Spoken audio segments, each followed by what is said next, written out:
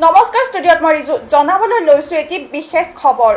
মাৰ্ঘেৰিটাৰ নামদাং অঞ্চলত নিধন হ'ল এটা বনৰীয়া নাহৰ ফুটুকী বাঘৰ এজন শ্ৰমিকৰ দাৰ ঘাপত প্ৰাণ গ'ল নাহৰ ফুটুকীৰ পুনৰবাৰ জনাইছোঁ মাৰ্ঘেৰিটাৰ নামদাং অঞ্চলত নিধন হ'ল এটা বনৰীয়া নাহৰ ফুটুকী বাঘৰ এজন শ্ৰমিকৰ দাৰ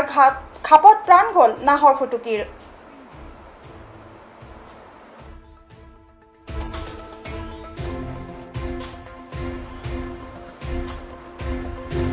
মাৰ্ঘেৰিটাত বন মাফিয়াই বন ধ্বংসলীলা অব্যাহত ৰখাৰ সময়তে বনৰ পৰা ওলাই আহিছে জীৱ জন্তু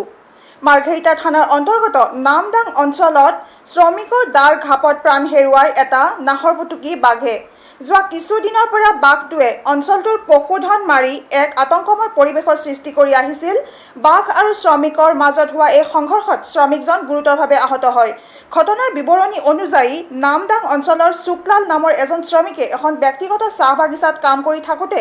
বাগিচাখনত আশ্ৰয় লৈ থকা এটা নাহৰ ফুটুকী বাঘে আচম্বিতে আক্ৰমণ কৰে ফলত নিজৰ জীৱন বচাবলৈ শ্ৰমিকজনে হাতত থকা দাখনেৰে বাঘটোক উদ্দেশ্যি আঘাত কৰাত বাঘটো বাগিচাখনৰ মাজলৈ পলাই যায় ইতিমধ্যে শতাধিক লোক ঘটনাস্থলীত উপস্থিত হৈ বন বিভাগক অৱগত কৰে দীৰ্ঘ সময় অতিবাহিত হোৱাৰ পাছতো বন বিভাগৰ কোনো লোক ঘটনাস্থলীত উপস্থিত নোহোৱাত ৰাইজে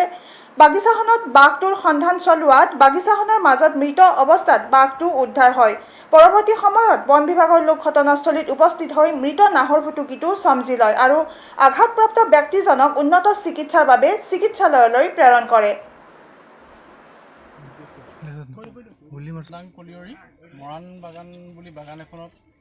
হেৰি কি বুলি কয় খৰি নিবলৈ অহা মানুহ এজনক এটেক কৰোঁতে সেই মানুহজনৰ লগত মানে সেই হাতত দা আছিলে দাহে প্ৰহাৰ কৰাৰ পিছত এই বাঘটো পলাই গ'ল বুলি কৈছে পিছত খবৰ পোৱা মতে মানুহে মৰি থকা বুলি খবৰ দিয়ে তেতিয়া আমি আহি এতিয়া মানে বাঘটো উদ্ধাৰ কৰিছোঁ নাহৰ ফুটুকীয়ে হ'ব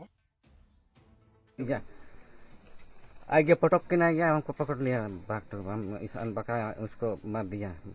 हमारा ऐसे बाघ तुमको आक्रमण किया था हाँ भाग गया हम आगे पटक के ना गया हमको पकड़ लिया बाघ तो हम इस अनबका उसको मार दिया हमारा ऐसे बाघ तुमको आक्रमण किया था हाँ भाग गया हम এই খবৰটোৰ লগে লগে মই ৰিজু ষ্টুডিঅ'ৰ পৰা বিদায় লৈছোঁ পৰৱৰ্তী বা বাতৰিৰ বাবে চাই থাকিব PI নিউজ ৰাইজৰ দ্বাৰা ৰাইজৰ বাবে ধন্যবাদ